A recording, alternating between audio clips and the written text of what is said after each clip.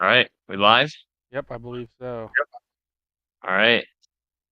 Welcome in, everyone. Philly Insider here. Thank you guys for tuning in. Talking some free agent outfielders today. Got my buddy Drew here. We're going to be starting up some Phillies content, so we're looking forward to that. And yeah, Drew, you want to just introduce yourself and tell people a little bit about yourself? Yeah, what's up, guys? I'm Drew. I've been talking to Hunter for like a few months now. He knew that I wanted to get into podcasting, so we kind of decided to get started on something and talk about some free agents here, and hopefully we get going and keep going. For Ride it sure. out. Yeah. Hopefully into the season, and I'm glad to be here. Yeah. Yeah. So I mean, I think I remember. I've seen you in the comments plenty of times, Drew. But I remember like a while ago, I saw you in the Excited. comments, and then we started talking a lot on Twitter about Phillies. And yeah, I mean, not everything, but we see eye to eye on a good bit. We kind of think along the same wavelength. So, but I'm sure we'll provide some different perspectives throughout. So, yeah. But I'm looking forward to this too. We're going to be starting this up probably. Yeah, I mean, what we'll probably doing this weekly. Hopefully, a little more than that too. So, as things go along, and obviously as the season goes, we'll be doing it a little bit more. But yeah, I mean, what do you want to start with? Should we start with talk some Jock Peterson, or should we start on the Yamamoto news? What do you want to start with, Drew? Um, I think we can start with Yamamoto. Just hit her on it real quick Okay, and move on. I sure. mean, I think until we hear more, I don't think there's a whole big reason to get excited about it. But I mean, if they want to go for him and we hear that they're serious, I mean, that's definitely something to get excited about. Like he's obviously a huge talent. Everybody would love to have him. So Right. Yeah. I mean, the dude's been unbelievable over there. What, three-time Cy Young winner in Japan? That's absurd. And we were looking at his numbers before we started the stream. I mean, it's just ridiculous what he's been doing. And I mean, deservedly so. He's going to get, I guess you could say, overpaid. We'll see how his major league career pans out, obviously. But yeah, I mean, I don't know if a guy like that, even though he hasn't pitched in the major leagues yet, I don't know if he can really get overpaid with how well he has pitched over there. And to that point, I really don't see the Phillies necessarily being in on him like seriously. I think if there's a way where like he said, I want to play for the Phillies, like you guys are my favorite destination, I want to be here. I think they'll make that happen. yeah, I mean, Um, I don't know if I could justify giving him $300 million if that's what the ask is going to sure, be. But if they want to do it, it's not my money, so I'll be all for it. exactly. Yeah, I'll buy a jersey. not our money. Yeah, 100%. I'll be in on it too. Um, But yeah, I mean that's kind of where things stand at this point. Look, there's no reason to not be in. I mean, you Oh yeah, drive up the price for the other teams involved. You get in the mix too. Just learn a little. Like it's an experience to have. You learn a little bit more about the market over there with guys coming over. You show you're interested in guys coming over from Japan and other international markets. Like you might as well be involved. And again, on the off chance that he does want to come to Philadelphia, then you were in the mix for it. So you don't know unless you try. So there's really no reason for them to not be interested, in my opinion. yeah. I think. But I mean, like I said, if they're serious about it, there's no reason to not be excited. So, I mean, I don't know how. exactly. What was his projected like years on his contract? I didn't see. Was it 8, 9, 10? So yeah, I mean, we might be getting up there at this point. I know the original when it was 200 million, it was around like 6 to 8 ish, and I think some people were hoping maybe you could ink him on a 6 year deal and just pay a little more money, or if you wanted to do an 8 year deal, you'd spread it out a little bit more. Right. But I think we're getting to that point now where we're hearing that 250, 300 million number. Like yeah, and I guess like David said, maybe maybe you could sign him and hold defer all the money to 20 years later like Shohei, but Yeah. I don't know if anyone else is necessarily going to do that. Yeah. I So think. I mean, it's a big risk if you sign somebody for like a long period of time, no matter what. sure. So if they're comfortable doing it and they maybe the medicals all check out and he's never had issues, sure, I guess. Right. Yeah, why not at that point? Um, yeah, I guess we can touch briefly on Jock Peterson while we move into the left field. We're going to be talking left field free agents tonight. So we can talk a little Jock Peterson. He posted on Instagram last week saying, what did he? I know he posted "Dancing on My Own" as his song and posted a picture with the Fanatic, and he said it's always sunny in Philadelphia. That's what he said. Yep. So that I mean that had everyone thinking, everyone was fooled. Oh, he signed with the Phillies. This was me and Drew were both very confused by the signing at first. Well, what we thought was the signing. We both thought it made no sense, but there was part of us that I think was like, all right, I guess for the vibes, but and Yeah. that was really the only reason. So he didn't end up signing. Obviously, like 30 minutes later, an hour later, it came out from all the Phillies reporters. No, they want to make it clear they have not signed him, and there's been nothing since. And some people are like, well, he hasn't signed yet. I don't think there's any interest there. Like, I don't know what he was doing, but he's going to get booed at Citizens Bank Park next year. That's for sure. Yeah, it's a good thing we play every team now. Yeah, right. But I just didn't. I mean, I understood why they would do it, but also there's not really a fit. Like it just doesn't really make that much sense for the Phillies unless it's a very cheap deal. He wants to be a platoon, then that'd be fine, I Right. guess. But Like I get it. He walks a lot and he would hit so many bombs over that right field wall. Like that would be fun to watch. yeah, But I mean, it's just he goes fishing a lot. That's why he has so many strikeouts. And I don't think adding that many strikeouts to a team that the problem has been they've all gone cold at the same time, and there's been so many strikeouts in the postseason when they've gone cold. Like I don't know if that's necessarily the solution.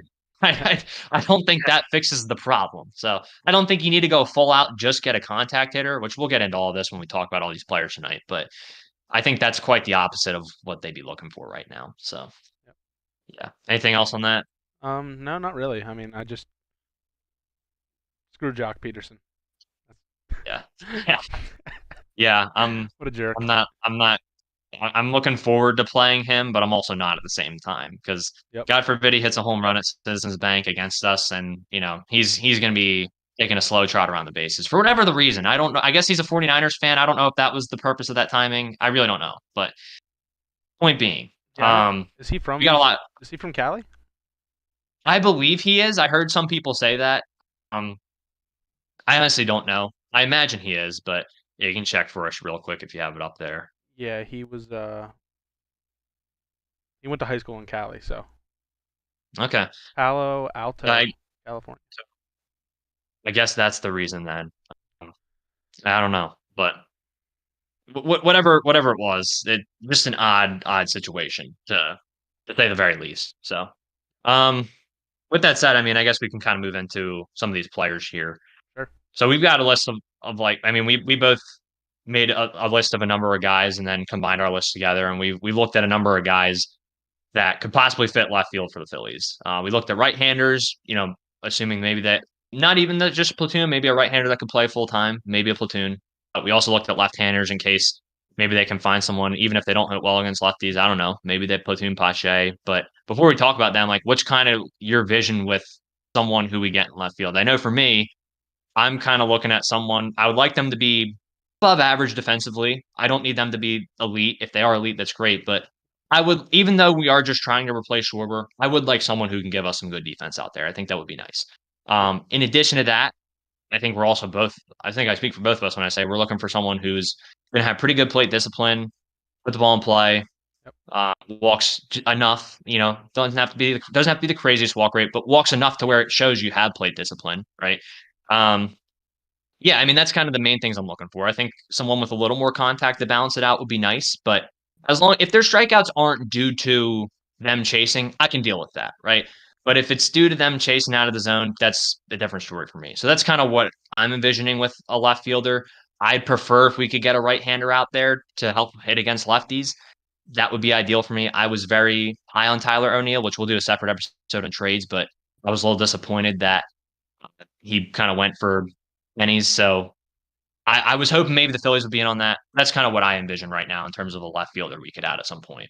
Yeah. I mean, I think if they're going to add a left fielder that they want to play every day, it's going to have to be a right-handed hitter that has good plate discipline and hopefully walks a lot.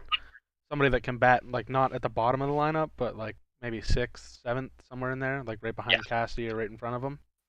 Because I think they're going to leave Castellanos down in the order like they did in the playoffs. Cause obviously, it worked up until it didn't. Obviously. sure. Yeah. I mean, I think most of these guys that are like free agents, which I don't think a lot of them are great, but I think most of them that have good bats are just awful fielders. Like they're like Schwarbers but right-handed. So it's kind of Yeah, like what are you willing to risk? yeah. No, I'm with you on that. And you look at the guys that are amazing fielders and they can't hit. Yep. And it's just there's no in between really. And the guys there's like we said before we started the stream, there are maybe a couple guys who are a good mix of both, but because there's no free agent hitters this offseason except the few guys at the top, those guys are probably going to get overpaid. Right. And, obviously we saw Jung Hoo Lee just got paid 6 years, 113 million when some people thought he was going to get 50 million for 5 years or something like that. I know MLB trade rumors that was the contract they predicted. So, and he's a guy who, like, sure, the power's concern. Maybe defensively he doesn't stick in center long term, but he had more walks than strike. I think you noted this too. He had more walks and strikeouts in KBO, if I'm not mistaken. Like, Yep. even though that's not maybe major league level, I mean that's going to translate. That should translate. Like Yeah, I mean, you can't teach that's plate discipline, and like it's gonna right. carry over no matter what. Like everybody, 100%. everybody nowadays in the professional level, no matter where you are, they have good stuff. Like they have stuff to chase. Like no matter if you're in the MLB or KBO or Yep. Japanese or whatever. No, you're 100% right. So, yeah, I mean that's kind of where we stand on what we're looking for in a left fielder.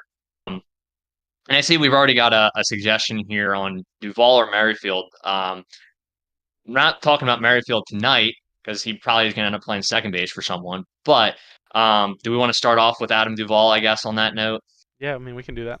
I sure. think. Do you want to start off on him? Yeah, I sure. have I have some thoughts, but I have I have a couple things wrote down about him. My thing was like he's really risky. Like he started off really well last year and he played well until he got hurt, and then he came back and he was really just terrible. I mean, he had a 247 average, 303 on base, 531 slug. So like he hits a lot of home runs. Obviously, like he's gonna hit a lot of home runs as long as he's healthy. I think he had 20 home runs. I don't have that pulled up, but I think he had 20 home sure. runs for the whole season, and he only played less than 100 games, I believe. So he's gonna hit home runs, but he's kind of like what Schwarber is, I guess, maybe a little higher average, but he doesn't get on base near as much. So Yeah, I mean, like you said, it's real risky. He's had the two wrist injuries, back-to-back years, and he's going to be 35 this year. Like last off season, I would have been down for a 1 year deal on him just because we saw what ended up happening. We just did not have a bat out in left field come playoff time. And as much as I loved Rojas and we watched him play well in the regular season, I'm sure you and me both. I mean, I know this. I'm sure you expect this too. Like I was expecting him to kind of fall off in the playoffs just because the pitching was going to be much better. It's not the regular season anymore. It's a lot different when you're hitting in the playoffs versus the regular season. And for a guy like that who's such a free swinger, like even on the walk-off hit he had to send us to the playoffs. I mean, he swung at multiple awful pitches that game and multiple awful pitches, I believe, that at bat. So as much as I love Rojas for his defense, we knew we were going to have an issue. We had a hole in the lineup. And last year, sure, I would have been all for a guy like Duvall.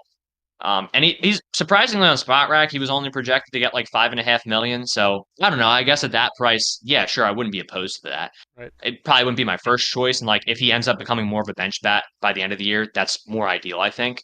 But at the same time, I think Duvall's in an odd spot to where he probably would be best as a bench bat, but also he's not bad enough to where he's not going to play every day. Like he's going to play most days when he's on a team somewhere. yeah, I think Um, I think like we don't have as much of a need for a guy like that as a lot of teams do. Like some teams are going to be looking for guys that hit a lot of home runs. Like we already have that. I don't think that's something that's exactly. like a requirement for us. So I think that kind of just takes him out of our sight line, I guess would be a good way to put it.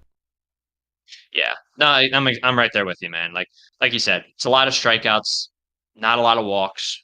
At the I guess the return on investment you get is the bombs, right? Yep. It's the power you get. I mean, I will say he definitely has a clutch gene in him. Like he has a flair for the dramatic. I remember before he got hurt last year, he had a big walk-off hit for the Red Sox. We obviously know what he did with the Braves in the World Series run. Like he definitely has a feel for the moment. So Yeah. that's what I'll give him. And obviously his glove is very, very good. So Yeah. Yeah. Like that's a I plus think you get up there. I don't know if you move him to center field if you still have Marsh, Right. but I mean, at least if Marsh does get hurt, you can move him to center field. Exactly. Yeah. Yeah, and that's an interesting conversation too, which I'm sure we'll have if we do end up adding a guy like Duvall. Like, do you move him to center field? Because I loved Brandon Marsh in left field last year, but that was because of what Rojas did in center and what even sometimes what Pache did in center too. But I don't know if like Duvall's that. I mean, he's obviously not that caliber. I mean, maybe you could argue he's slightly above Marsh because Marsh, I think the biggest thing for him is honestly, there's just a few times where he'll make a boneheaded play that hurts us. But for the most part, we know he's a pretty good. Obviously he's above average in center field. Ideally, I think he would be in left. But point being, yeah, it's kind of like pick your poison there, I guess. So I don't know. It's an interesting conversation to have, but I don't know. I think that's kind of all I got on Duval, and on that, Robert asked if Rojas is playing winter ball. I don't know anything about that. I don't know if you have anything on that. I mean, I follow like most of the guys that follow our prospects and like our players, but mostly prospects. And I think he's still considered a prospect, right? Or did he lose his status? Sure, But I think he is. Yeah, I don't think I've seen anything any of our guys playing winter ball.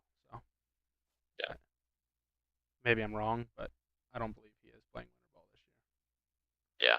No, year. I I don't don't think I've know. seen anything. I don't know if it's something the Phillies don't like their players doing. Like I don't know if teams are Sure. allowed to do that, but I mean I don't like it because I just don't want to see our guys go over there and be playing lower competition and get hurt doing it. Yeah, right. Like we just saw two major prospect injuries in the last 2 days. Right. Yeah, Mauricio, right? Yeah, Mauricio and then the Pirates. Oh, really? Oh yeah, I don't think I sent that to you. Let me look really quick. It was yeah, Andy Rodriguez tore his Mm, UCL. So yeah, big time yeah. Pirates I mean prospect. right. That's a risk you take. Not everyone is built different like Acuna, where they can go out there, hit the walk off, and then give their MVP speech an hour later. Right? It just doesn't happen all the time. So, Yep. um, the point being on that note too, I don't think we really got anything else on Duval, and I see another comment there for Randall Grichuk, which I'm interested to hear your thoughts on him. I another guy like Duval. Duval, I think I've done 2 videos on at this point for free agency and trade deadline. Grichuk, I talked about him a lot on live streams leading up to the deadline. And then when he was available again on waivers, I did a video on him and he went unclaimed. So I'm curious what your thoughts are on him as a potential, not solution, I don't think, but an option for us. I mean, it all depends on the money, obviously. Like if he wants to come for 1 year, like no risk for us, it's fine. But overall, I don't really trust any players that are coming from cores because their stats are just inflated and there's no way to really tell. And his peripherals are terrible. I don't know if anybody's.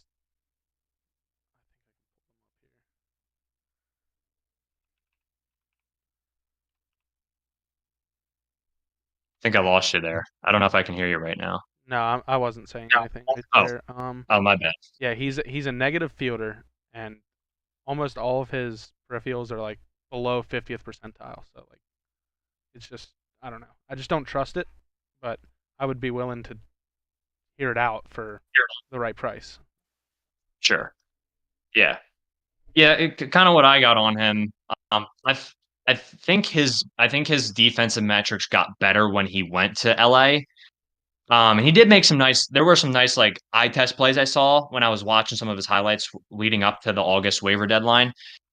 The it's really weird because like you said, like I guess Coors maybe it has the opposite effect too on defense where your numbers go down a little bit because the ball's traveling a little faster. I don't know. I don't know how that worked. I also know he had the hernia thing, so I don't know if that was affecting his performance at all at any point in the year. I'm not 100% sure what to expect from him defensively at this point in his career. I think he could play left and play it fine in Citizens Bank Park, a little bit of a smaller ballpark compared to others. Hopefully, he would be okay out there.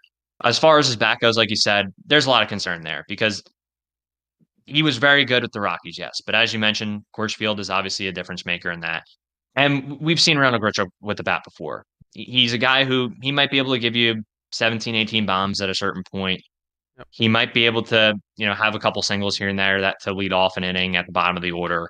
But we know when there's runners in scoring position, he's a guy who's more likely than not, he's going to ground into a double play, and he's probably not going to come through in that spot, unfortunately. So not a guy I trust in that regard. And like again, like with the contact thing, great. Okay, cool. He doesn't strike out as much as other guys do. But again, he doesn't really walk. He's and when the cost is that you're chasing pitches outside the zone to put them in play, that doesn't really interest me that much because anyone can get lucky, but that's not sustainable over the full season. Sure, like sometimes it happens in the postseason where teams get lucky, and I know felt like the Astros. Not that they got lucky, they beat us, but they got a number of very fortunate hits in that series as well that felt like backbreakers. And there's times where the Diamondbacks look. That's a team that doesn't strike out very much. They put the ball in play, and good things are going to happen. But I don't know if Randall Grichuk necessarily is the guy you want to do that with, especially like he's not old as some of the other guys, but he's not young either. Yeah, So he's I'm not 32. super interested. But like you said, yeah, like you said, if it's for the right price, like I would do something cheap Yep. and I would be okay with it. But as you mentioned before, I think that ideally they have someone kind of in that fifth, sixth spot in the lineup. And last year they really didn't have anyone in that four hole when Reese went down. Yeah. So I think they could use someone there. And I think Randall Grichuk is ideally like an 8 or 9 hitter for you. I don't see much more than that. His stats were drastically different this year when he went from Colorado to LA. Like in Colorado, he was hitting 308, 365, 496 with an 861 OPS. Then he hit 216, 264, 412 with a 677 OPS in LA. So I just don't trust it.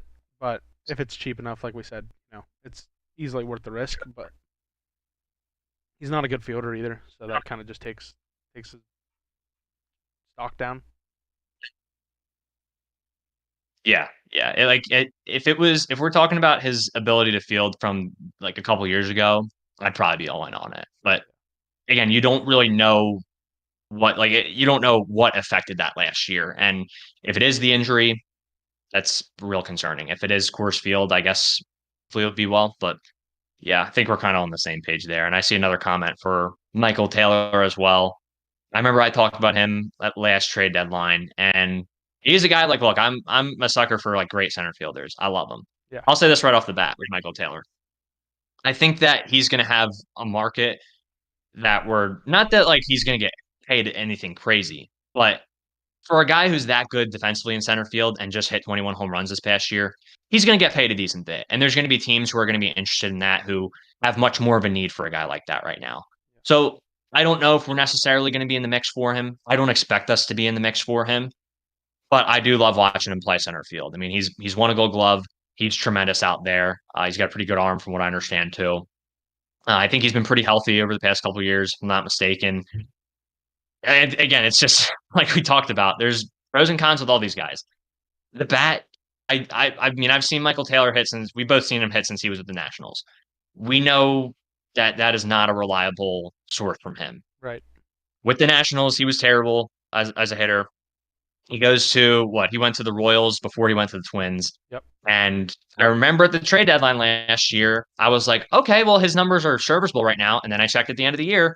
And again, it was the same story as years before where he's a sub 700 OPS player. And I just don't know. And again, like you said, if you go on Savant, I know Savant's not the end all be all, but you need to have at least some tools as a hitter. And with him, it just kind of feels like I don't want to say lucky because look, obviously major league hitting is tough and sometimes you do need to get lucky, but at the same time 21 home runs don't happen by accident. I just don't think that I don't know if he's going to do that again, and I don't think his bat is necessarily going to provide anything of value for you. So that's kind of where I stand on Michael A. Taylor. Like I would love the glove. I certainly wouldn't be opposed to it just because I would love watching him in center field, and I love watching Rojas in center field. Like it's fun to watch those guys, Yep. but I also recognize that it's I don't think it's worth the investment it might cost with what teams are looking at him right now. Yeah, that's exactly kind of how I feel. Like, I just don't see like, do you really need those extra, 10 home runs that he's going to give you over like what Rojas might give you over a full season? Like Yep. I mean, Rojas might even be a better defender. I mean, there's really no Yeah. way to tell. Exactly. So like, there's no reason to pay for Johan Rojas, but like a couple more home runs when you already have him. So.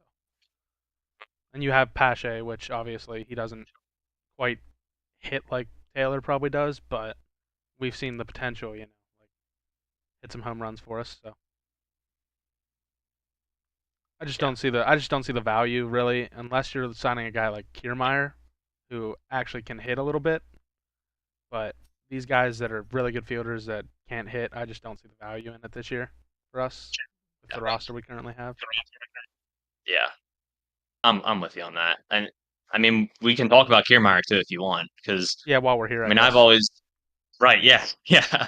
I've always been, I guess, as the Twitter people say, like Kevin Kiermaier enjoyer when they use that Twitter handle. But um, I definitely enjoy watching another guy. Love watching him play center field. Yep. One of the best we've seen in our lifetimes play center field for sure.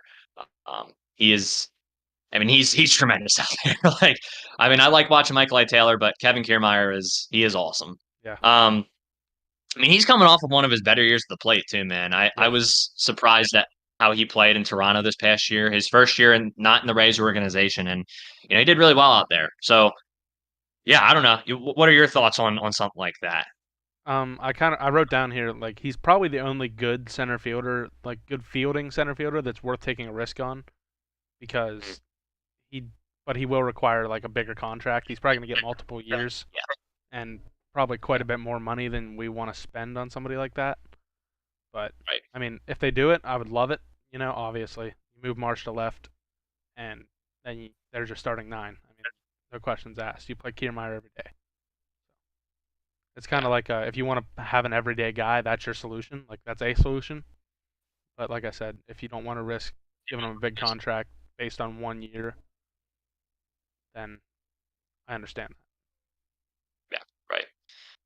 Yeah, no, I'm with you on that too. And yeah, I mean, I think a big thing for him too this past year was he worked on his strikeout rate. His walk rate went up a little bit. He wasn't chasing as much as he has in the past. Like if that's something that the Phillies think that he can do for another year, like if that's sustainable in some way, and I believe the Phillies have brought in, I forget, I heard something about them having brought in people from other organizations that have worked on the chase rates and stuff. So hopefully that alone helps the team. But if that's something you feel like, you add Kiermaier in here and you don't necessarily think that's a concern of him returning to what he was before, sure. Like if even if it's something in between what he was before and then what he was last year, it might still be worth it for the right price. But like you said, if Michael A. Taylor, like we both talked about, if Michael A. Taylor's getting a pretty decent deal, or there's multiple teams interested in him for center field, then Kevin Kiermaier is going to be even greater to that degree than Michael A. Taylor, just because of that. Yeah. what he did last year. So Yeah. I don't um, know. Is Kiermaier, is he over 30 years old? He's probably 30, yeah, he's 32, 33 now. 33. Okay. Yep, 33. So like his defense, there's like more than a 50% chance it's going to decline here in the next 3 years. So if he's going to Exactly. be getting a longer deal than 2 years, I just don't see it being worth the risk for us. Right. But I mean, if if he wants to take like a 1 year deal and make $15 million, might be worth going for. Just simply because Sure. he just came off a really good year hitting. His defense is still going to be elite this year. You don't have to really worry about it. But Right. anything Mhm. long term with him, you're kind of like losing the value of his fielding here within the next 3 or 4 years. Yeah. No, that's a great point too. Like I really think ideally there's like a bunch of center fielders on the market or a bunch of outfielders on the market, and he kind of gets shafted to where it's all right. His agent goes up to him and says, "Look, a 1 year deal from the Phillies is probably the best thing we're looking at right now because they're going to pay a little bit more on the 1 year deal, but they don't want to pay anything after that." Yep. Like that that would be the ideal scenario for me. I just don't think there. I like you said, I think he's going to get multiple years. And I don't necessarily like. I'm sure the Phillies will check in on him as they will most guys, but I don't think they'll ever be like a real player for him in my mind. So it's kind of where I stand on him. Yeah. And yeah, I do like the which say. I was just agreeing. Yep. Oh, okay, I thought you had another thought on him, but I do like the trade for Kepler comment too. We're probably going to do another episode on trade candidates as well. That is a guy I saw mentioned on Twitter by someone, so it's an interesting one. It's an interesting one for sure. And I think that we're kind of not halfway, but we made it through like four guys here or so. I think we're both kind of we both kind of agreed that ideally a trade happens. I don't think these free agent guys are necessarily the best fits, honestly. Um, but what that trade is, who knows? There's a lot of options out there. So, Yeah. um, I mean, while we're talking about defense, I think we might as well just jump into Harrison Bader too. That's another guy like really good defensively, hasn't been able to stay on the field. Um, and obviously the bat has been a big issue. And his right left splits over the past few years, it's kind of fluctuated throughout his career. So I don't really know. Like I don't think you could just plug him in and say, all right, yeah, let's just have Harrison Bader just be our guy against lefties. And at that point, you might as well just play Pache if you're playing for the defense and playing against lefties. Like because I think Pache can it's kind of the same situation at that point too, because Pache wasn't healthy last year. He had a number of injuries, a fluke injury too, unfortunately, with the screw in his elbow. That was really odd. But like it's the same situation at that point where you have a guy who's not very healthy. There's some concerns about him hitting, but he's pretty serviceable against lefties. And Pache was honestly more than serviceable at the start of the year before the injuries against lefties. Um, but he's not someone you really want hitting against righties. With Bader, again, like it's really about availability for him. And he is younger, like he's what, 28, I think. Yeah. So there is that to him. But I don't again, another guy at that point I'm not. At that point I might as well just play Rojas, like you said earlier about Michael Yep. Taylor too. That's exactly what I wrote down. I said great glove, below average bat, but nothing that Johan Rojas can't do right now. Yeah, And that's not even exactly. speaking for the future for Rojas. He might come up and he might hit 270. You never know. Just give him a Yeah. couple years here to develop, and a couple years in AAA, maybe a year. But I mean, it's nothing that he can't do right now for you. So I just don't really see them going that route because you basically have two guys that are going to give you the same exact stats Yeah. from the same side of the plate. The same side of the plate. Right. That makes no sense. Yeah. No, I'm with you on that. And there's another comment from Bogey here that says, "Have you thought about putting Harper in the outfield?" I think they're pretty committed to Bryce at first base long term at this point. That's the sense that I get. I don't think they want to risk anything out there with him, unfortunately. I mean, in an ideal world, his arm is fine and he can play out there, and I think it might be a little bit easier to fill that spot. And then you just bring Reese back at that point. Yep. I guess the only downside of that is unfortunately, you deal with Schwarber and left, right? That's or yeah, no, so you would have to if you have him and Cassia and Harper out there. And one of them DHs, but every so often. But you probably deal with Schwarber and left here and there. So, but I mean, I would take that over some of these guys just because of Reese's production at the plate. Um, And but I feel like there's value in having Bryce at first, just because generally like first basemen are not good. Like mhm, there's like 7 or 8 really good first basemen, and then that's it. Like it's just such a hard drop right, off after that. There's I just don't see the value. There's more good outfielders than there is good first basemen. sure, that's a great point. I like you look at a guy like Christian Walker on the D-backs. I mean, he's probably the best defensive first baseman in baseball right now, Yeah. statistically. Um, But like, well, I mean, look, his bat is very, very solid. And when we were thinking about maybe first base candidates last year when Reese went down, he was a guy I definitely thought because I didn't think the D-backs were going to do what they did. And then they beat us in the NLCS, of course. But like, he's a guy like, look, he is pretty good defensively, but there is a drop off there compared to some of the other first basemen too. So, um, yeah. But I guess there's what? There's another defensive guy that I guess we could get to. Let me see if I don't think there's any other defensive guys first that I really think we need to get to. So this is like the last of the defensive guys, and I was telling you before the stream, Kike Hernandez plays really well in center field defensively, which is odd because everywhere else this year he didn't seem to have it. So especially shortstop for whatever the reason, it was really bad. But I remember watching him. I was up in Fenway in 2021 watching a Phillies game there. They won right before the All Star break. Ranger actually closed the game out, which was awesome. And the big thing I remember though from that game was Kike Hernandez made multiple catches in center field that wowed me, and I really wasn't aware of the center fielder that he was until that point. Now another guy with that. That's the thing in question. So your thoughts, Drew? I think like when it comes to any of these guys like that are outfield bats per se, like you need them to have a bat. Like we were trying to replace Reese like in his production, and you're not going to get that from like almost any of these free agents. Like you might get it from like Tommy Pham. Like you're not going to get the home runs, but he's going to give you average a little bit. But I just don't see the value in adding guys that can't hit for the Phillies right now. Because if they want that, they're just going to play Rojas. That's Right. just kind of where I'm at. Yeah. I don't think there's much else to say on Kike. I think he would. probably be one of the more cost-effective guys out of this group if you wanted to do that. And I guess the upside of him, if you're comparing him to like guys like Pache and Rojas, is you could play Kike at other spots just because he is versatile. Even, I mean, again, like I said, probably wouldn't play him at shortstop, but Yeah. I guess you could move him around if you need to.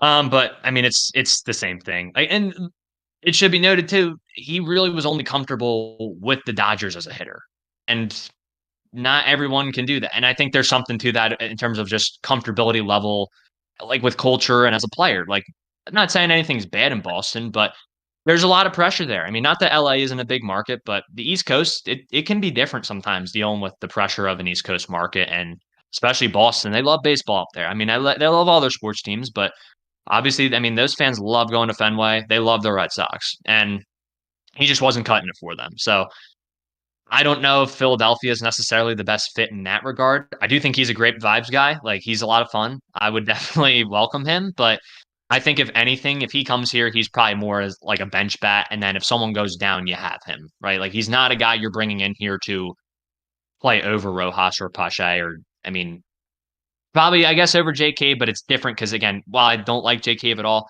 it's a matter of him being a left-handed bat. That's really the only reason why he's on this team. So, Yeah. but you mentioned Tommy Pham. I don't know if we really have anything else to talk about with Kike. It's kind of just the same spiel we've given on the last few guys Yeah. defensively.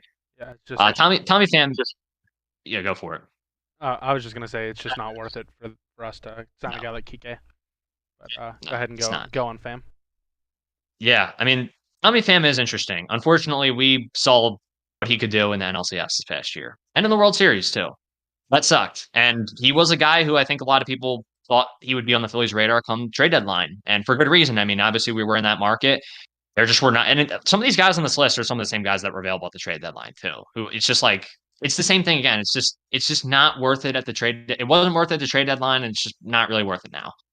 So with Tommy Pham though, I think there is some offensive upside there, and I actually really like Tommy Pham Yeah. as a potential fit here, just because look, again, I mean, he had moments in the postseason. He has played in the postseason before. He's been around for a long time. As long as him and Jock Peterson aren't on the same team, I'm sure he'll be fine in the locker room. So no fantasy football fights between those two.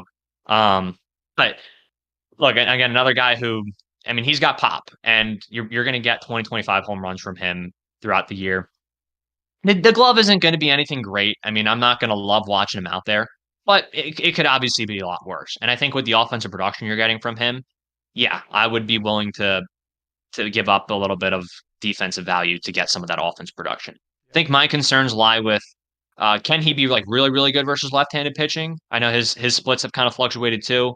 Health, I'm not really concerned. I think he's been on the field pretty frequently. But how much is it going to cost in a market like again? I think the way the market is this year with not a lot of free agent hitters dictates this a lot. And also, look, he's one of the older guys in the group. I believe what is he 36 or something like that? Let me 37 check. Let me maybe. check real He's quick. definitely older. I don't think he's. I mean, I know he's not a young pup anymore. He's 35. He's gonna be 36 when the 35. season Okay. started. By the way. Yeah. So same as Duval. I mean, in terms of age, but Yeah. that's kind of where I stand on him. Now, out of the guys we've talked about so far, yeah, I mean, he'd probably be my top choice out of the ones we've talked about because Yeah. the second choice would be Duval, and there's just a lot of strikeouts there. Whereas with Pham, I think he can limit some of the strikeouts, and he walks a decent bit. So, um, I like Tommy Pham. I mean, I don't think it's the worst thing in the world if they end up with him. Yeah. I think he, like you said, he has like probably the most, or maybe second or third most offensive upside out of this whole group, and that's probably something the Phillies are really looking for, like especially from the right side of the plate, because obviously, like I said, they're trying to replace Reese. So, and his defense isn't bad, I guess you could say. Like it's not one of the worst, but he's definitely not a plus defender. I don't think. Right. And he's obviously probably gonna get a 2-year deal, maybe, maybe just one. I don't know. I don't know if the Phillies are looking to commit to multiple years for somebody in the corner outfield right now. So hopefully, but I would love to have him. That's basically my take. Hmm. Yeah.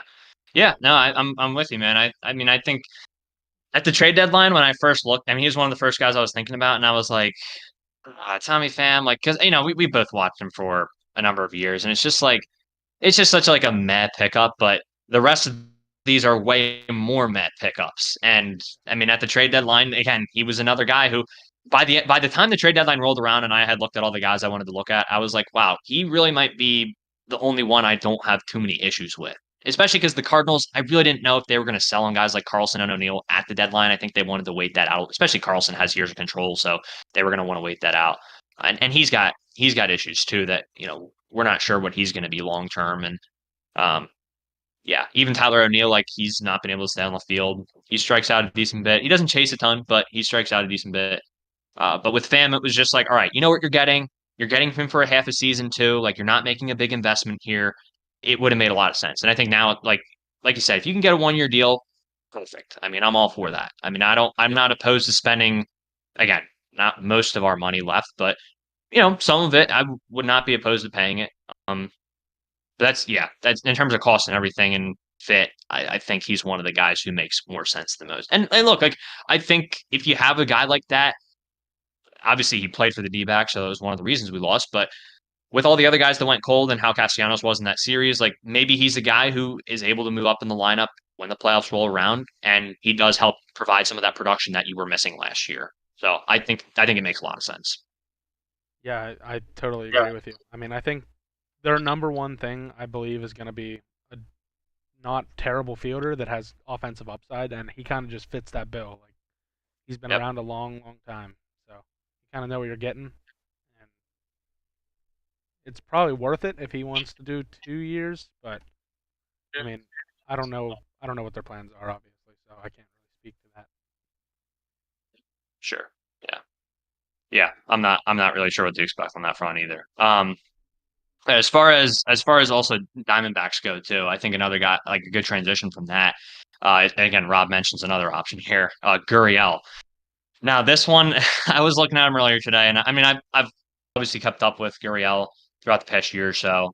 And I've kind of liked Gurriel since his Blue Jays days too. I think he's a solid ball player. I mean, out of this list that we have, that we're going to talk about other guys too. He's probably the one when I look at like what he can do. He might be in terms of age and everything, all these factors. He's probably the one I would most want. Yeah, But again, he is one of the better free agent hitters in this class, and I think he's projected around. Some sites have him at 13 and a half. Some sites have him at around 15. I think that's going to be a little more than the Phillies are willing to dish out for a left fielder. And he's another guy. Like, look, if we did have to do a multi-year deal, like that would be a guy I probably wouldn't be opposed to doing it for, just because we we saw what he could do at the plate. Obviously, 2022 wasn't the best for him. He kind of had an odd off year there, but in 2021 he was pretty good. Another guy. I mean, he's had 3 20+ home run seasons before. And I think what is he? He's 30 this season coming up. So there's yeah, that too. I wrote down his games played. He's played in 407 out of a possible 486 games in the past 3 years. So yeah, obviously there's a lot of games in baseball. You're going to miss some, but that's 83% of the games, and he's healthy for the postseason. And obviously, another reason why I mean he wasn't great or terrible in the postseason. He was just what he did during the regular season, which kind of weird. I looked up his monthly splits too. He was amazing in May, and then terrible in June and July, and then he kind of went back to normal the rest of the year. So he's going to be streaky. There's just going to be months where he's going to be a little frustrating, and I'm sure with our fan base, you're going to hear that if we do bring him in, you're going to hear that he should be benched and he should be sent down, whatever. You're going to hear all that stuff when he's struggling. But he also was really good defensively last year too, which he's gotten better defensively over the years. He doesn't take a ton of walks, but he also doesn't strike out a ton compared to other guys. So I'm cool with that. And yeah, I mean, as far as what else I got on him, he looked really good in his ABs versus lefties last year, which that's another thing I think could really help this team. So yeah, the price is really the only thing that I think would hold this up. And I think that's, I mean, that's probably the biggest part of it is the fact that he's probably going to get a decent amount, and I don't know if the Phillies are going to be able to afford it. And I don't know, like again, I mean, there are concerns. Like he's been pretty good for sure, but there's also some like I said, he's pretty streaky. But there's also been some seasons where it's like can he do this at a consistent rate? I mean, his average has been fine every year, but there's definitely like some under the radar concerns. So that's kind of where I stand on Gurriel. I think he's one of the best guys out there, but that's why we probably won't get him is because he's one of the best guys out there. yeah, yeah. I just don't see us going near the top of the free agent outfield class. Like, I think if Like, they want to go for like a guy that they really like, they're gonna go for somebody in a trade probably. somewhere they don't have to spend a ton of money, like maybe somebody that's pre-arb still, kind of like Marsh was whenever they traded Sure. for him. Like give up a good Yep. prospect to get a good player, but the team's gonna not want to pay him here in a couple of years. I think, I mean, I want Gurriel. Obviously, I think anybody sane wants Gurriel because he's probably the second or third best hitter in the class, maybe the best, depending on exactly what you value. But he's gonna hit you a lot of home runs, like right, like you said. I think he had three 20-plus seasons, right? Mhm. Yep. Yep. He's a slightly above average fielder. Like he's like 5 or 6 outs above average, so he's not bad. He's not going to cost you games out there more than likely. Sure. 261 average. I mean that's pretty good. And you said he kind of had a weird year, so I don't have all of his stats pulled up, but 261 on a bad or off year is pretty good. And Yeah. obviously he doesn't walk a ton, like you said. So I mean I think it's a good fit, but like you said, the cost is going to be probably pretty high based on this class. So I think there's value in signing him, but I just don't see them really going for it. Yeah. Yeah. Especially like if they're kind of I think if they're going to spend anything, I don't think they're going to add another starting pitcher. The fact that they're in on Yamamoto though shows that, they would be open to that. And who knows, I don't know, maybe they add another starting pitcher for a decent price, but I don't think they're going to spend that kind of money on a left fielder. I just don't think they are that concerned about it. And for whatever the reason, I guess again, like as we're talking through this list and going through these guys, I still don't know why they think there's not really a ton of upgrades from J Cave available.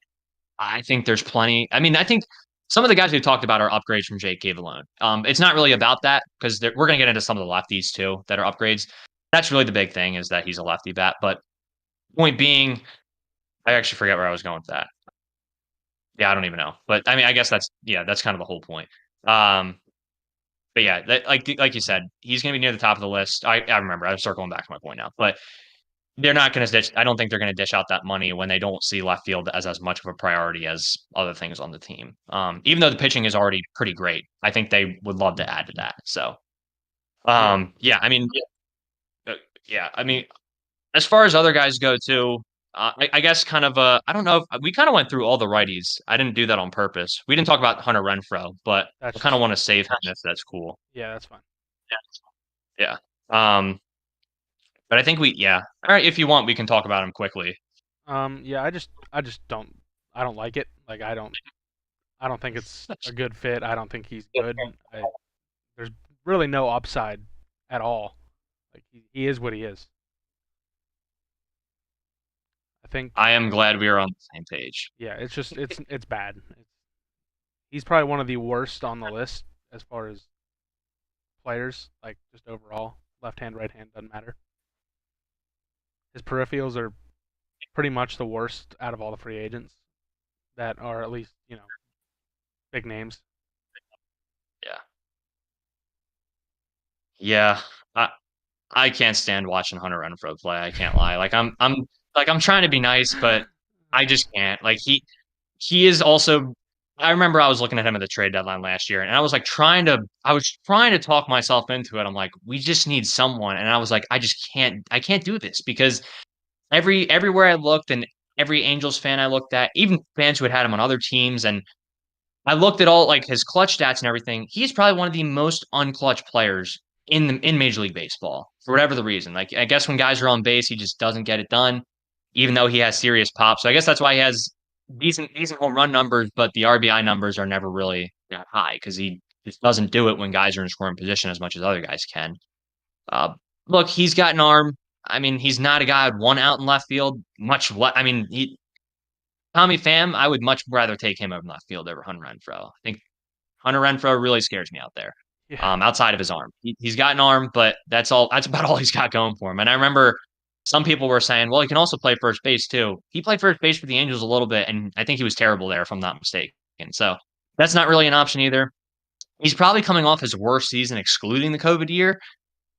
The only thing he's got to him is the arm, and then he same as Gurriel. He's played like 409 games in the past 3 years. I don't really care how much you're on the field if that's the performance I'm going to get out of you.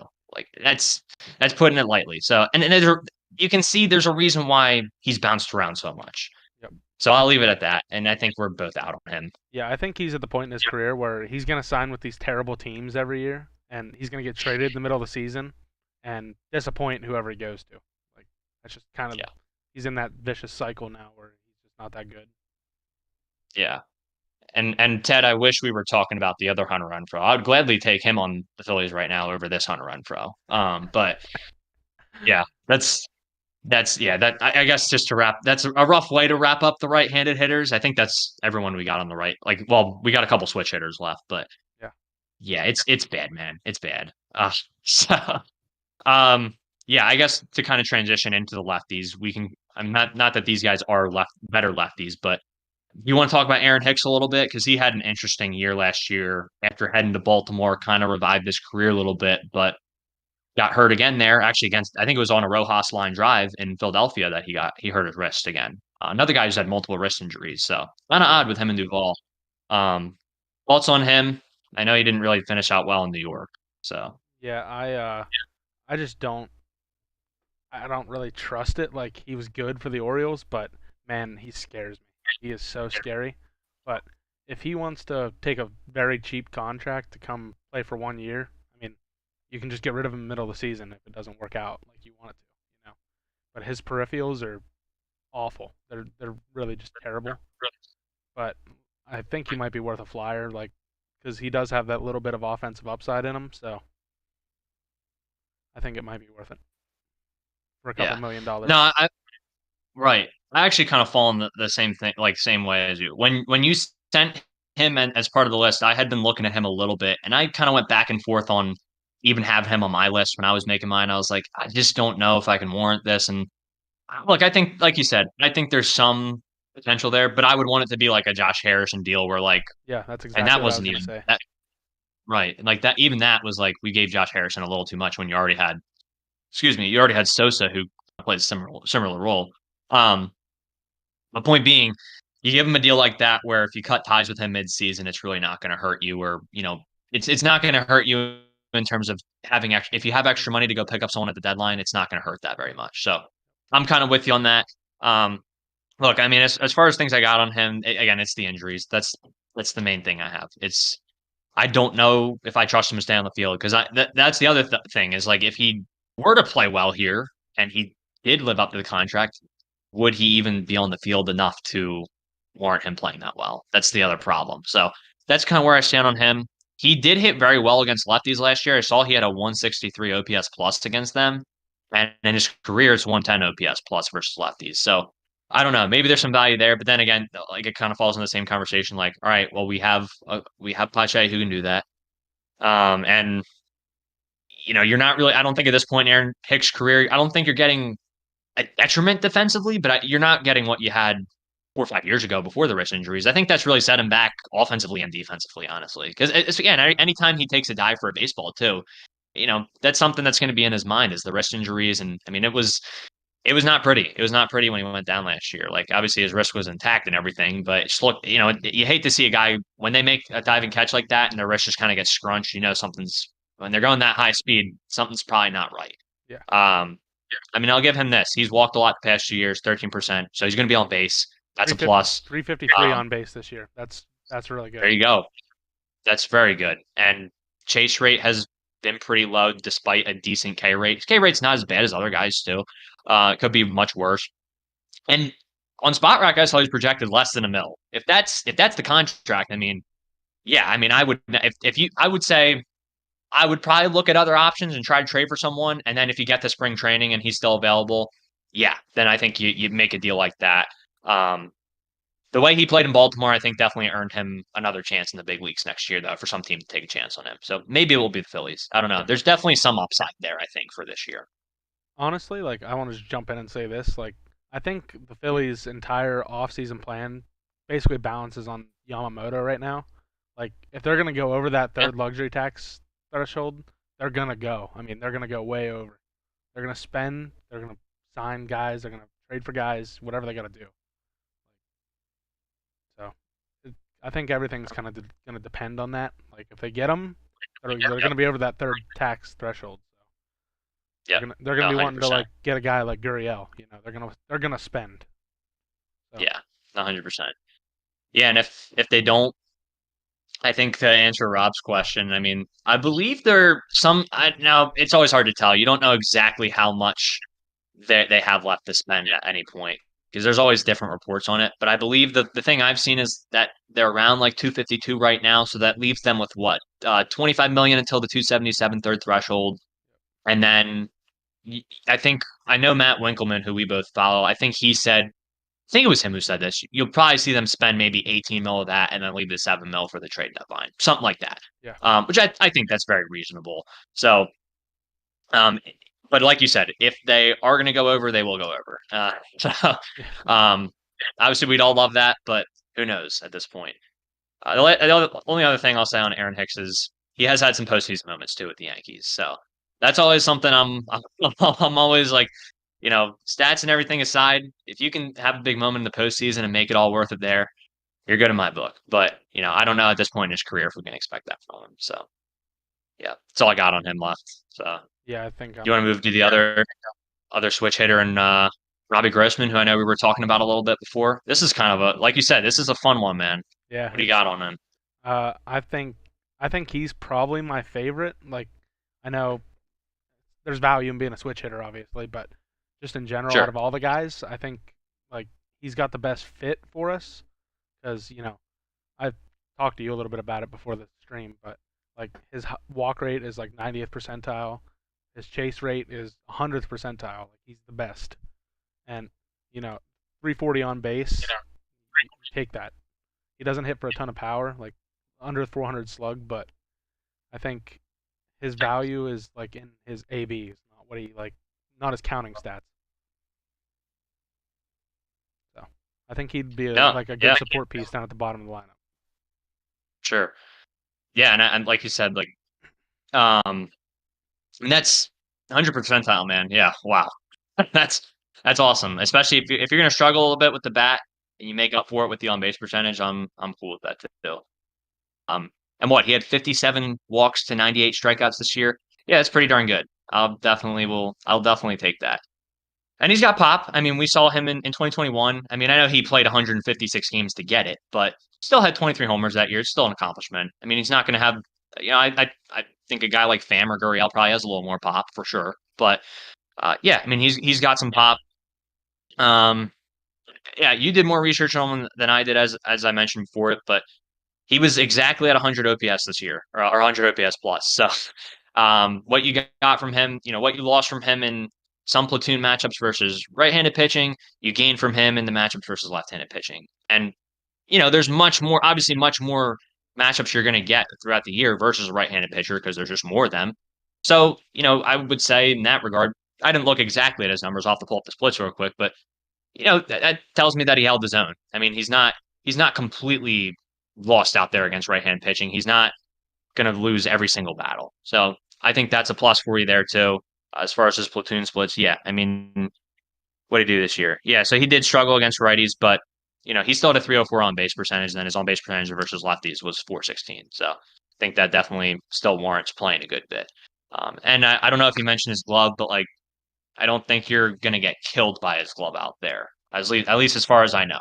So Yeah, I can check real quick. yeah,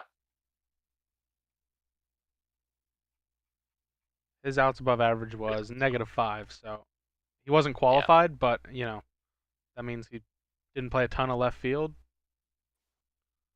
So I mean, -5 not being qualified is not great, but it's not -20 what Schwarber was giving you. So I yeah, guess it and can't be worse. So right. And for the people who want Reese to come back and play left field, I believe his outs above average were like just as bad as Schwarber's, if not worse. And he probably played less left field. So that's probably why his numbers, if they weren't as bad, that's probably why they weren't as bad because he didn't play as much as Schwarber did out there. So and I don't know if you saw this, but I think it was Phillies Nation. They came out with a report that Schwarber had a bum knee all year. did he really? Yeah, Wow. and he was supposed to go under the knife, I think, this offseason for it, but it ended up not being required, I believe. So Okay. apparently he was really being bothered by that. But still gave you Interesting. 40, Okay. 45 home runs, right? So Sure. Yeah, 47. that's pretty crazy. Yeah, that's pretty crazy. He still did that. And I mean, I'll also on his defense too. Now that you mentioned that, I remember when we signed him, there was some people out there saying, I believe there were some reports that he wasn't as bad as, I think he was like right around where McCutchen was the year before in terms of defensive metrics. So, yeah, I mean, obviously, we even last year before the bum knee, we know he wasn't doing that level, but the year before he wasn't as bad. I mean, this year it was hit like tremendously bad. The year before it wasn't. It was not as bad as this year. It was still bad, but maybe that helps you a little bit. I don't know. Maybe it gives you some more options in terms of some of these guys to add, like a Robbie Grossman, where maybe Schwarber plays in the field a little bit and you alternate them. I don't know. But yeah, I mean, even with Robbie Grossman, it's like even if he doesn't play every day, he's a guy who could still be a valuable bench pat and a valuable platoon in certain situations for certain guys. So I do like him. I do like him. I would not be opposed to it. I mean, he's not the one. I think he's like on this list out of the some of the names we have. He's one of the ones people like least recognize, and they'll be pretty upset about it on just off rip. But Yeah. I think he'd be okay. Honestly, I don't think I would. I don't wouldn't hate it for sure. Yeah, I mean, it would be a good like just the chase rate and the walk rate and the whiff and all that. I think that's what makes him the best fit, like or as good of a fit as he is, like for even considering. Like he's probably one of the ones I would consider the most out of all of these guys, just based on that, Sure. because we need less strikeouts, basically. Yeah. I mean, Yeah. his And strikeout you can rate work. is not great, but like the Mhm. chase rate, like that obviously leads to less strikeouts. So Yeah. Right, and you can work with a skill set like that too, and who knows what Kevin Long does with him to make him a better hitter and a better hitter versus righties or a better hitter every day. So there's plenty you can do there with that. But yeah, I mean, we've got a few more guys on this list, right? We've got I think a few more lefties. The one lefty we talked about was Kiermaier, and then yeah, I mean a couple of these other guys. Trying to think who to start with. I mean, let's start with David Peralta because I have some things on him. I was looking into him a little bit today. I'm not really sure where I stand on him at this point in his career. I know his market value I think I saw was around 8 million.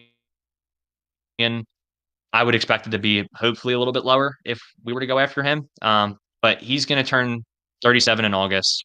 He's on the field pretty regularly, even for his age. I will give him that. I think he's played over 130 games each of the past 3 years. So credit where credit's due. He obviously makes contact a ton too. Like he's not a strikeout guy. That is, quite the opposite of what we have on the roster. But he wasn't as good defensively and left this past year.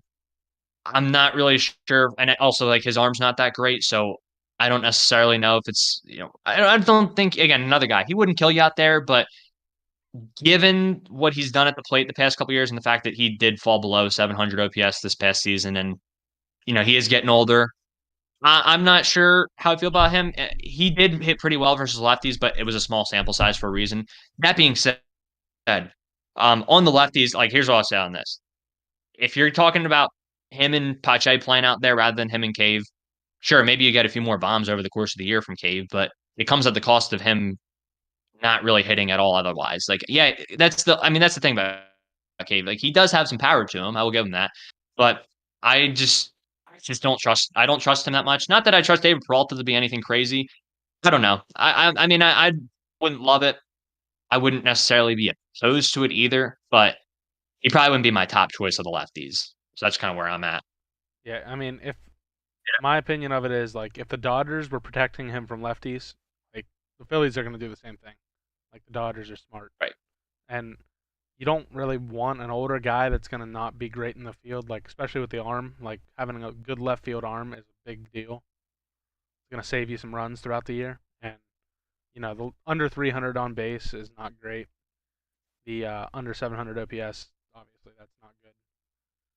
And I mean, his strikeout rate is really good. Like it's actually, I think, above 90th percentile, I believe. But I just, it's just not a good fit because he's a left-handed hitter. And like, if you're gonna be paying somebody $8 million to play left field, it's gonna be every day. Yeah.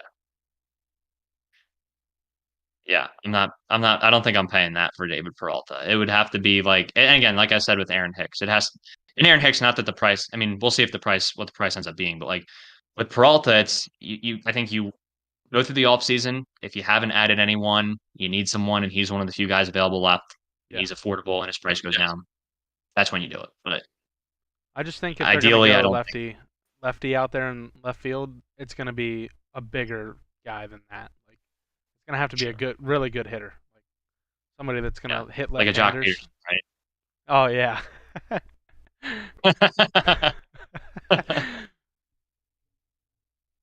But I just don't But see I'm with them you. going for a left-handed hitter in left field. It just doesn't make any sense for them. Sure.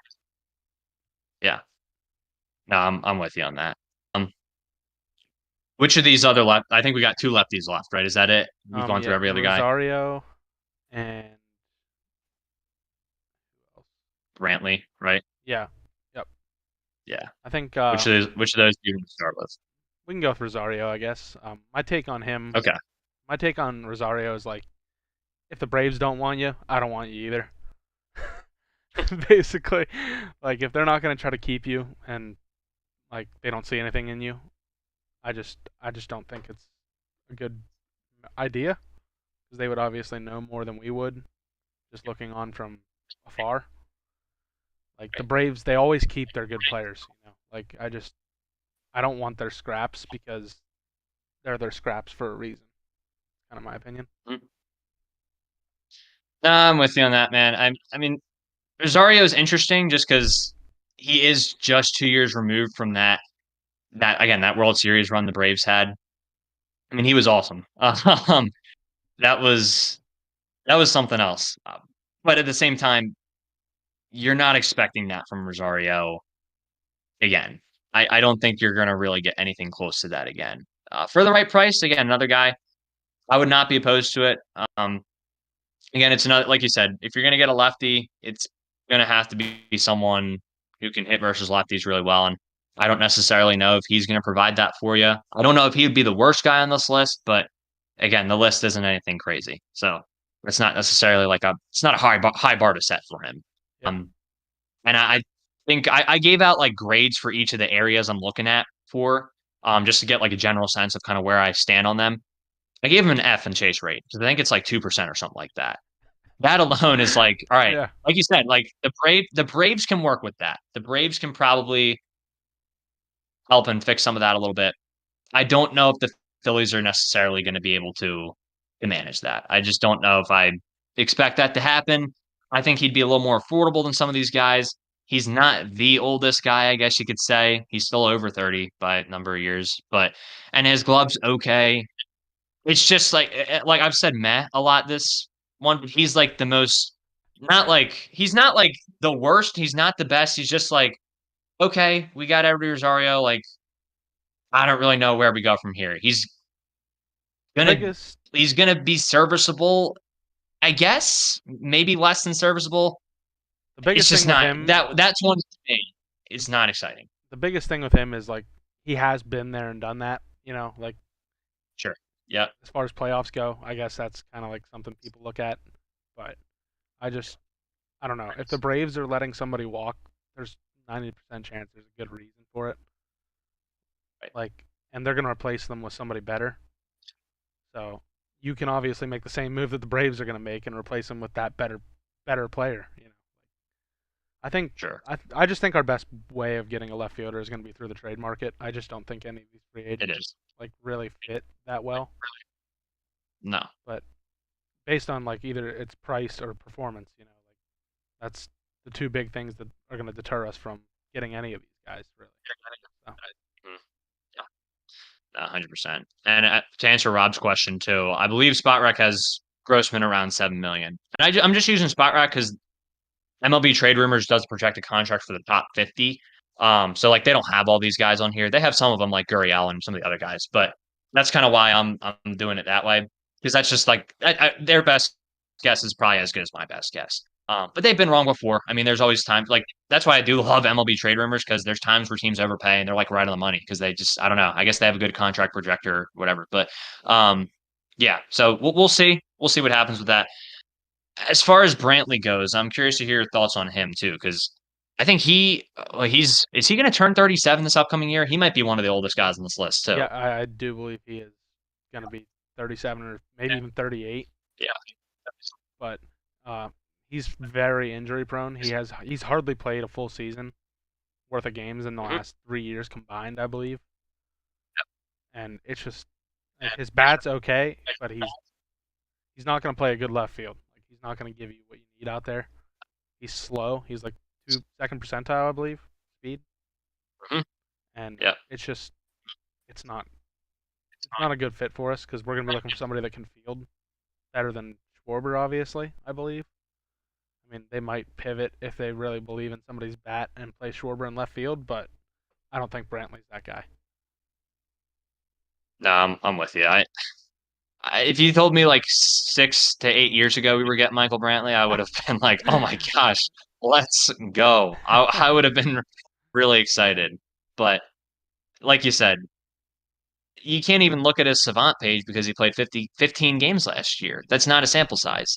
Exactly. Um, and the year before was 64 games. Like he hasn't played even close to a full season since 2021 when he played 121. And the COVID year, obviously, that's different. We don't know if guys would have played a full season. We don't know what would have happened with that. I think he played most of that year. He played 46 of the 60 games. So, the point being, again, even before that too, like he played 140 games back to back years right before that. But I think part of it's got to be age. Yeah. That's definitely factoring in right now. And yeah, the bat's fine, but it's also not quite what it used to be. I think that you can probably expect some decline in the next couple of years.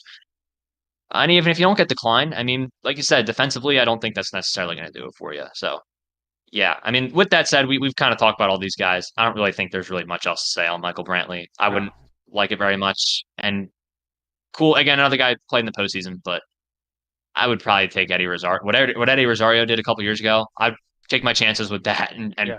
hope that he could do that again somehow than rather than injury prone Michael Brantley. So, Yeah.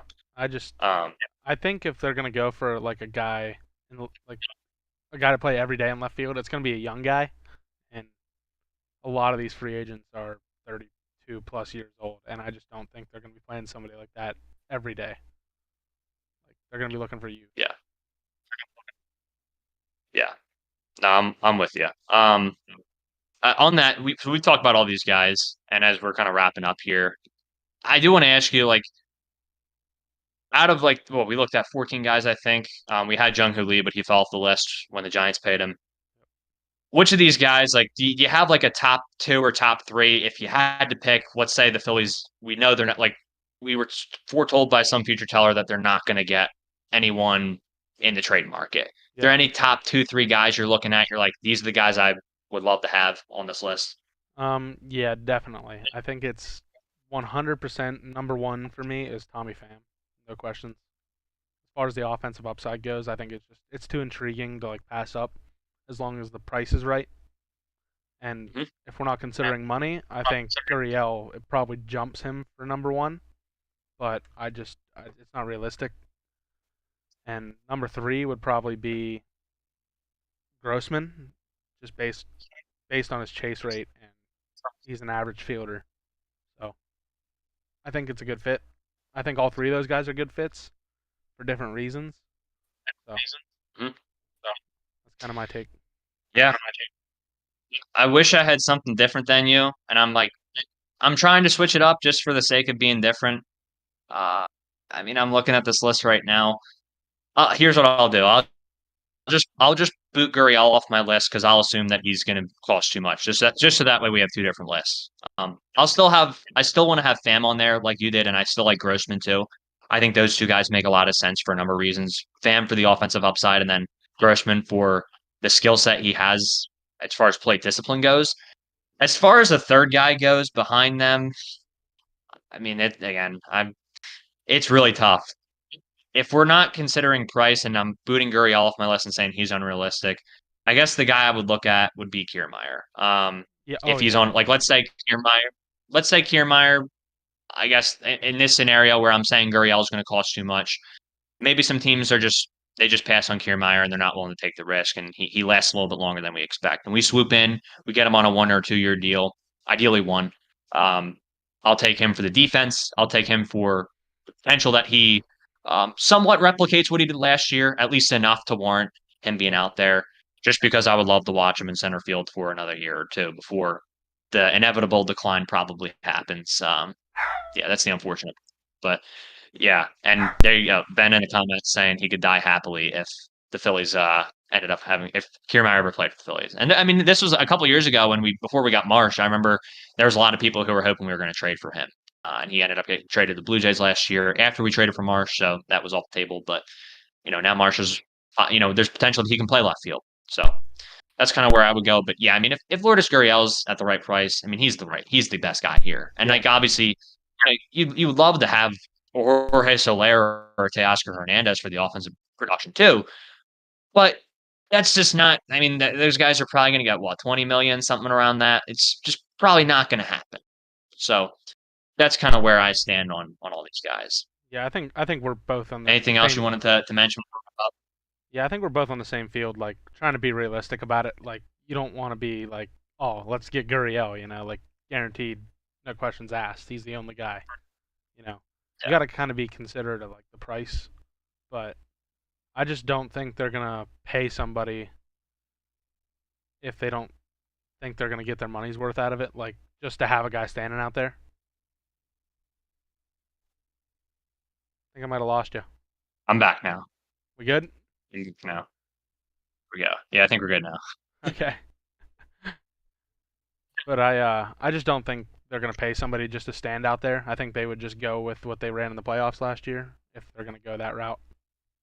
So Yeah, yeah. Nah, yeah, I agree with you. I think we're on pretty much the same page here. Yeah, I'm much more looking forward to the trade aspect of this left field exploration because that I think will be.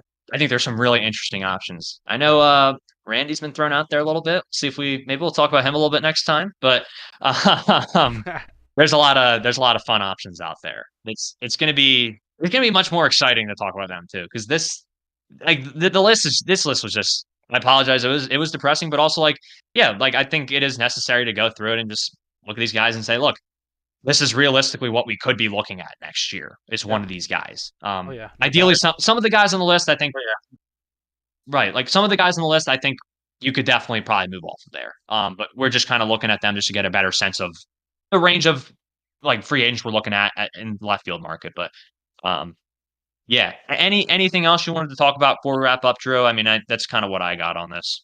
I don't really think so. I mean, I don't want to get into any trading stuff because that's a whole nother beast. Yeah, You gotta like take into consideration like values, prospects, and stuff like that.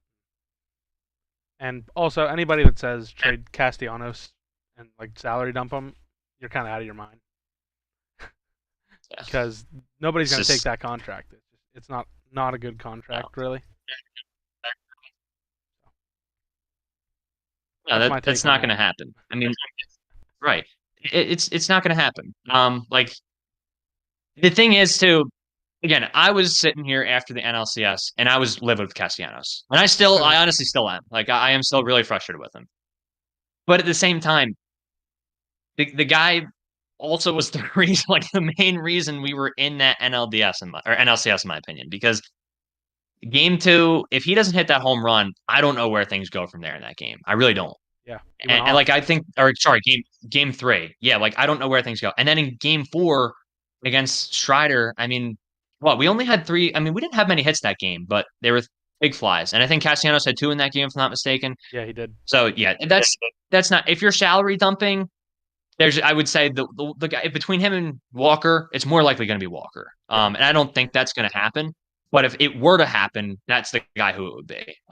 You're not going to just trade away 20 home run or 25 home runs from Castellanos. As frustrating as the chase rate and everything can be, when you're not going to get valid return to replace that in a trade. And you can say, well, trade Castellanos and sign Soler, but it's just not that simple. Like that's not how it works. they're kind of like the same player, and Castellanos is probably a better fielder. Like Sure. I Yeah. just I don't know. I don't know Soler's stats off the top of my head, but I would not prefer Right. him over Castellanos. And the thing is, too, like that would require him wanting to come here as well, and you being certain that Soler was going to sign here. and you just don't. That's just not how it's going to happen. You're not just going to make the trade. And even if you were to say, well, you signed Soler and then trade him, like, well, if that were the case and teams knew you were just signing Soler just to trade away Castellanos, then teams are going to have leverage on you when they're going to be like, well, we know you have to get rid of Castellanos. There's a whole lot of factors in it, but Yeah. point being, it's not going to happen. Yeah. And it's the same thing. Boehm's not a left fielder, but just to wrap up real quick on that note, Boehm's cheap. I mean, he's in his arbitration years. Like, he's not going to cost what a Matt Chapman. I don't know where Matt Chapman's going to end up. I imagine he's going to get paid pretty sweetly this offseason, even though he hasn't been the best of hitters. Yeah, That's he like was like he people was have in the MVP people have said conversation. Chapman before, but He was like an MVP candidate at the beginning of the year, right? yeah, something like that before the injuries and everything happened. He kind of fell off a little bit, but Yeah. Yeah, point being, he was like on yeah, fire for a while. I remember it. mhm, He was hitting like yeah, 330 and yep, but he's definitely going to get paid pretty handsomely probably just based on his glove yeah. Oh, 100%. and the offensive upside that Yeah, comes along with him obviously. yep. Obviously. I think talking baseball said, and I think this is honestly a good way to put it. He could be a hitting coach away from figuring it out because he has offensive tools. That's not in question. He Yeah. definitely has offensive tools. But yeah. So that's kind of what I got, man. We've been talking for a good bit now. So anything you want to say before we sign off? Nope, I'm appreciative of the opportunity, I'm glad to be here. I'm hoping we can Of keep course. going and that's Yeah. pretty No, this much was about a it. fun first episode.